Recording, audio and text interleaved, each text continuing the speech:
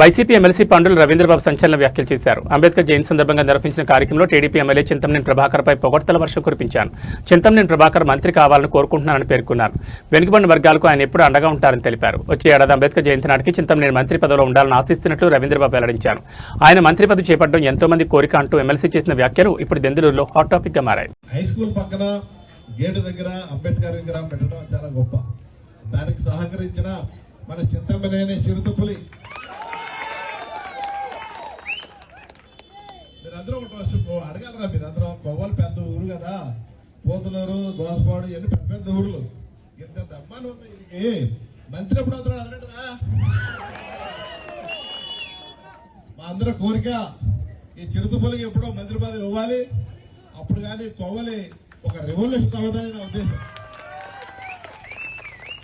ఈయన ఉంటే మనకు చాలా అండ. చింతమనేని గారు ఉంటే మనకు బాగా అండ. మన కోవల్లో కూడా చాలా సమస్యలు ఉన్నాయి, చాలా వరకు తీరుస్తూ వస్తున్నారు.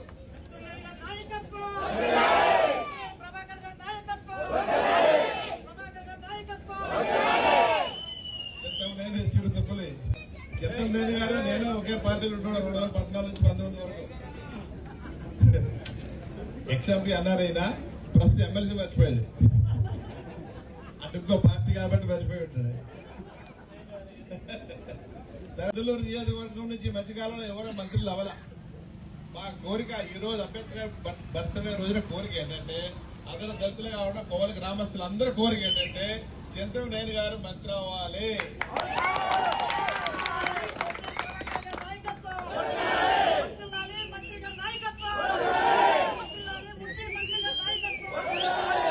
నేను ఏదో జవాబు ఈయన ఇస్తుంటే నేను చూడాలి.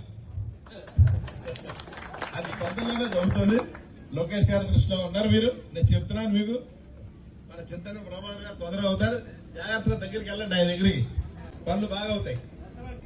నెక్స్ట్ 27 అంబేద్కర్ బర్త్డేకి గౌరవనీయులు మంత్రివర్యులు చింతమనేని ప్రభాకర్ గారు అంబేద్కర్ విగ్రహానికి పూలమాల వేయడానికి అంగీకరించినారు అని ఒక ప్యాంప్లెట్ రావాలి బయటికి. అది వస్తుందా? మీరందరూ మీరే ఆయన బలం.